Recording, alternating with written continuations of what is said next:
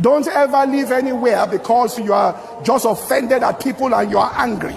The Bible says many shall be offended. The next verse, it tells us, and false prophets shall arise. A prophet is a seer in the scriptures. It's not a speaker, it's a seer. And so when he says false prophets will arise there, what he's saying is that people with wrong visions will arise. When you get offended, you see what you are not supposed to see, all right? And then you start running with something you're not supposed to run with. Let me give an example. There was a gentleman in church who was working in a corporation, and there was a promotion exercise. They didn't give him the second one, they didn't give him, and he got offended and resigned.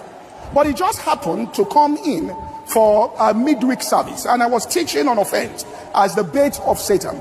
And I said, you go out with joy and you are led forth in peace. Always go out with joy and be led forth in peace. Don't go out of a place with offense in your heart. And he scratched his head. He said he was going to start a nail making factory in Lagos, and he had put in his letter of resignation. He heard the message.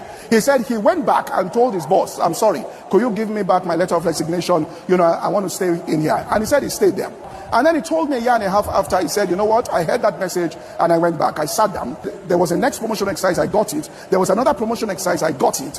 He said, and I was happy and I was good and I was in a place of joy. And then God said, you can go now.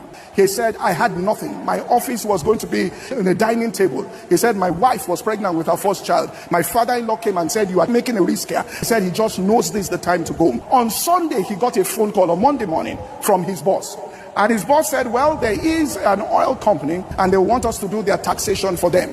However, when we charged them and gave them the invoice, they said, this is too expensive for us. And so they said, we'll go and look for somebody else. Then I said, wait a minute, hold it. The guy who will have led the team to come and do and help you work on your tax has just resigned from here, but he has the mind. He knows the quality of work. If I call him, and he won't charge the way we charge. He went to do that job. I think they paid him then $26,000.